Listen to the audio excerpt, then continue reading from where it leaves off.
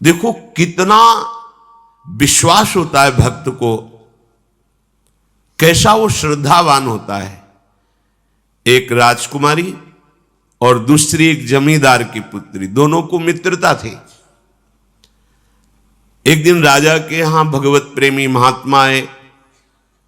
वो संत सेवी राजा थे, महात्मा जन आते रहते थे और महात्माओं का कार्य ही होता है निरंतर अपने प्रभु की सेवा और सुमिरन में मगन रहना। सेवा सुमिरन ये बहुत बड़ी सामर्थ्य है। अगर हम हर समय सेवा और सुमिरन में रहें तो कभी कोई माया प्रपंच हमें परास्त नहीं कर सकता। जहां हम सेवा सुमिरन से अलग हुए वहीं माया का प्रभाव पड़ता है। तो भगवान का शालिग्राम स्वरूप उनके पास था, खूब भाव से सेवा कर रहे थे और नवीन अवस्था की कोमल हृदय वाली ये दोनों सखियां देख रही थी। इनके मन में आया ऐसे हम भी ठाकुर सेवा करेंगे। देखने से सुनने से हमारे हृदय में प्रभाव पड़ता है। गंदी बातें देखेंगे, गंदी बातें सुनेंगे, उसी का चिंतन होगा, हृदय गंदे आचरणों की प्रेरणा वाला बन जाएगा। अगर हम भागवतिक बातें सुनेंगे, भागवतिक दर्शन करेंगे तो भागवतिक चिंतन होगा, हृदय भागवतिक प्रेरणा वाला बन जाएगा। कई दिन संत भगवान रुके, रोज सेवा कीर्तन कथा, सरल हृदया। उन दोनों सखियों में बात आई कि चल करके संत भगवान से कहते हमको भी ठाकुर जी दीजिए। दोनों ने चरण पकड़कर प्रार्थना की, गुरुदेव हमारे हृदय में भी इच्छा हो रही कि हमें ठाकुर सेवा मिले। अब दोनों बच्चे ही थे। संत भगवान ने विचार किया सेवा पद्धति में बहुत सावधानी की आवश्यकता होती है। अभी ये बच्चे हैं, कहीं सेवा अपराध न बन जाए। सेवा अपराध भी होता है। उपासना में चलने वाले उपासक को सेवापराध और उपसेवापराध 32 ये 64, इन पर सावधान रहना चाहिए। ये गलती नहीं होनी चाहिए। जैसे आप ठाकुर सेवक हैं, अपने घर में सेवा विराजमान किए हुए हैं। अब जैसे आपको ठाकुर जी के दर्शन के लिए जाना है, तो जहां तक ठाकुर जी के दर्शन करने के लिए जाना है, हो सके तो पादुका न पहने, नंगे पैर दर्शन करने जाए। यदि आप में ऐसी सामर्थ्य नहीं है किसी कारण से, तो सीढ़ियों में पादुका नहीं पहनना चाहिए। जहां से मंदिर की सीढ़ियां हैं, पादुका उतार कर माथा रखकर सीढ़ी में फिर चढ़ना चाहिए। खड़ाओं या पादुका पहन करके श्री विग्रह के दर्शन करने के लिए जाने में फिर अपराध लगता है। अरे अपने मालिक के दर्शन करने जा रहे हैं, स्वामी के दर्शन करने जा रहे हैं, प्रभु के दर्शन करने जा रहे हैं, तो अपनी कुटिया से और मंदिर तक नंगे पैर जाना चाहिए। ये भावना रखनी चाहिए। भरत जी जा रहे हैं प्रभु के दर्शन करने के लिए, अयोध्या से पैदल ही चले थे, तो सुकुमार चरणारविंद तो बड़े बड़े फफोके छाले पड़ गए थे। वशिष्ठ जी ने देखा, सबने मिलकर भरत जी से कहा पालकी पे बैठ जाइए। तो उन्होंने कहा हाँ, मेरे प्रभु यहां नंगे पैर चले हैं और मैं पालकी पे बैठ जाऊं? उचित तो यह है कि अपने प्रभु के दर्शन के लिए मैं जा रहा हूं, तो जहां जहां प्रभु के चरण पड़े वहां मेरा शीश पड़े, अर्थात सिर भर जाऊं। उचित मोरा सप्ते सेवक धर्म कठोरा। यहां मैं सर के बल चल के जाऊं पर असमर्थ हूं। तो आप कह रहे हैं पैर में छाले पड़ गए, आप सवारी में बैठ जाइए। ऐसा नहीं हो सकता। तो अपने प्रभु के दर्शन करने के लिए जब जाए तो हो सके, सामर्थ्य हो तो पादुका न पहने, कोई खड़ाऊं चप्पल जूता आदि ना पहने। अगर पहने हैं तो बस सीढ़ी तक ही पहन कर जाए, ऊपर सीढ़ियों के नहीं। इतने सुकुमार मत बनो, ये आग में जलाया जाएगा शरीर, ये गाड़ दिया जाएगा शरीर, इससे ज्यादा प्यार ना करो। अब इतना दृढ़ विश्वास कि ये बच्चे हैं, सेवा भाव कैसे पूर्ण कर पाएंगे? तो उन संत भगवान ने दोनों बच्चियों से कहा, आप कल ठाकुर जी लाएंगे, हम आपको दे देंगे। तो गांव में घूमे तो आसपास गोले गोले से पत्थर मिले, पत्थर लाए 2 और कहा कि ये लो तुम्हारे ठाकुर जी हैं। दोनों को दिया। देखो गुरु वचनों पर और गुरु प्रदत्त सेवा वस्तु पर कितना भाव होना चाहिए। उन्होंने दृढ़ विश्वास किया कि मुझे भगवान गुरुदेव ने दिया, ये भगवान है मेरे। दोनों ने अपने हृदय से लगाया। अब एक जमींदार की पुत्री थी, एक राजकुमारी, स्वर्ण के सिंहासन में, और उनका नाम रखा शिलपिल्ले ठाकुर। शिल मतलब पत्थर, तो उनका तुम्हारे ठाकुर का नाम शिलपिल्ले गोविंद है। गुरु प्रदत्त ठाकुर पर विशेष चमत्कार हृदय में प्रकट होता है यदि उन्हीं की नियमावली से चलो।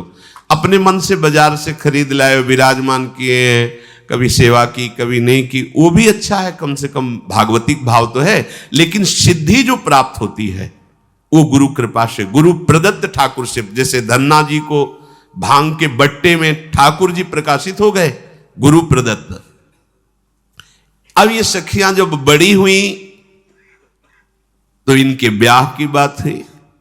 तो जो राजकुमारी थी उनका राजकुमार से किसी से ब्याह तय हुआ, ब्याह हो गया। अपने माता पिता से जब विदाई ली तो अपने ठाकुर जी को जो सिंहासन में थे, सिंहासन से एक सुंदर पेटी में से और गोद में रखकर, और अंदर ही अंदर जल रहे हैं कि प्रभु मैंने प्रीतम आपको माना है, संसार के व्यवहार में ये प्रीतम बना हुआ है, पर प्रभु हमारे प्रीतम 2 नहीं हो सकते, हमने हृदय से आपको माना। इसी विचार में वो बड़ी उदास है। पहले पालकियों में ऐसा राज सैनिक चल रहे हैं, पालकियों में वो बहू जा रही है और राजकुमार घोड़े पर। राजकुमार बार बार पालकी के समीप जाता, दर्शन करने की इच्छा होती है ना, तो उदास देखता, मन में बड़ी ग्लानि हुई।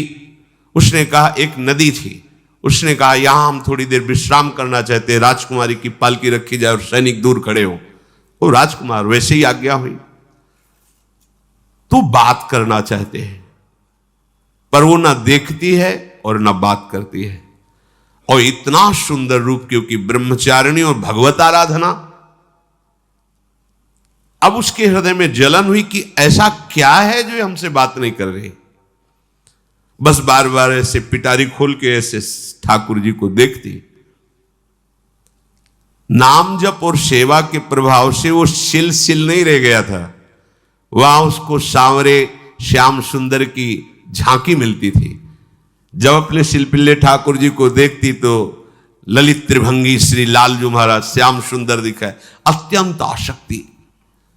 गुरु प्रदत्त किसी भी शब्द में, किसी भी वस्तु में दिव्यता होती है, बस हमारी भावना होनी चाहिए। अरे बोले ये हम नहीं दे सकते, ये गुरु प्रदत्त है, नहीं हम प्राण दे सकते हैं, लेकिन ये नहीं। जिसका गुरु वचन पर, गुरु प्रदत्त वस्तु पर, गुरु प्रदत्त ठाकुर पर दृढ़ निष्ठा हो गई, वही सिद्ध हो जाता है।